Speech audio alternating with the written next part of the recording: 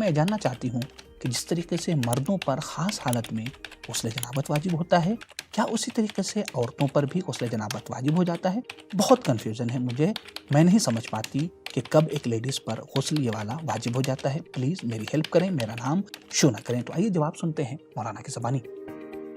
واجب غسلوں میں سے ایک غسل جنابت کا ہے، لیکن یہ غسل خود بخود واجب نہیں ہے، بلکہ کچھ عبادتیں ایسی ہیں جن کی وجہ سے واجب ہو جاتا ہے۔ مثلا نماز کا وقت داخل ہو گیا ہے، یا قرآن مجید کی آیات کو ٹچ کرنا ہے، یا اس کے علاوہ اور دوسری بہت ساری عبادتیں ہیں جن کے لیے وضو یا غسل ضروری ہے، تو ان موقعوں کے اوپر غسل جنابت واجب ہو جاتا ہے۔ اب سوال جو کیا گیا اس کا جواب یہی ہے کہ جی بالکل، جس طرح سے مردوں کے اوپر غسل جنابت واجب ہوتا ہے، عورتوں کے اوپر بھی غسل جنابت واجب ہے۔ خود جنابت کی دو صورت ہے، یا سیکچول انٹرکورس کی وجہ سے غسل جنابت واجب ہو رہا ہے، یا خواب کی حالت میں انسان مجنب ہو گیا ہے، یا اس نے کوئی ایسا کام انجام دیا ہے جو سیمن کے نکلنے یا ڈسچارج ہونے کا سبب بن رہا ہے۔ یہ باتیں مرد اور عورت دونوں کے لیے مشترک ہیں۔ مردوں کا مسئلہ تو واضح ہے، لیکن لیڈیز کا مسئلہ ذرا سا فرق کرتا ہے۔ اکثر فقہا کا یہ کہنا ہے کہ لیڈیز بھی خواب میں مجنب ہوتی ہیں۔ اب خواب کا معاملہ ہو یا بیداری کی حالت ہو، دونوں حالت میں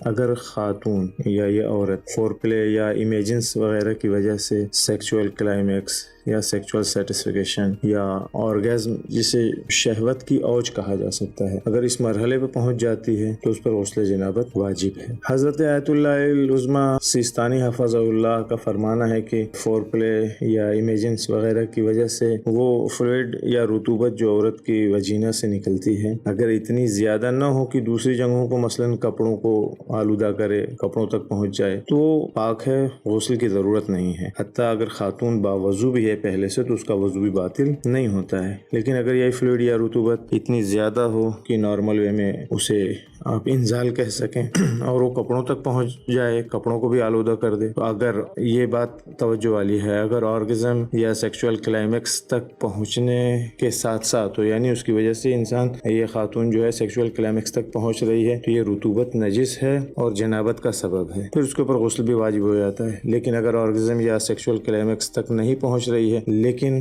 رطوبت جو نکلی ہے یہ زیادہ ہے، تو یہ نجس ہے اور احتیاط لازم کی بنیاد کے اوپر جنابت کا سبب بھی ہے۔ ہاں، اگر خاتون شک کر رہی ہو عورت کی اس مرحلے تک پہنچی ہے یا نہیں پہنچی ہے، اصلا رطوبت بھی اس کے خارج ہوئی ہے یا نہیں، فلوئڈ نکلا ہے یا نہیں، تو اس صورت میں اس کے اوپر غسل واجب نہیں ہے۔ اسی ضمن میں ایک بہت ضروری بات یہ بھی ہے جسے بیان کرتا چلوں کہ غسل کرنے کے بعد کبھی کبھی ایسا ہوتا ہے کہ عورت کی شرمگاہ سے مرد کی منی باہر نکلتی ہے، تو اس صورت میں عورت کے اوپر غسل واجب نہیں ہوگا، لیکن وہ منی یا سیمن جو باہر نکل رہا ہے وہ نجس ہے۔ اگر بدن کے کسی حصے پر، ظاہری حصے پر لگ جا رہا ہے یا کپڑے پر لگ جا رہا ہے تو وہ حصہ نجس ہو جائے گا اور اسے پاک کرنا ضروری ہے۔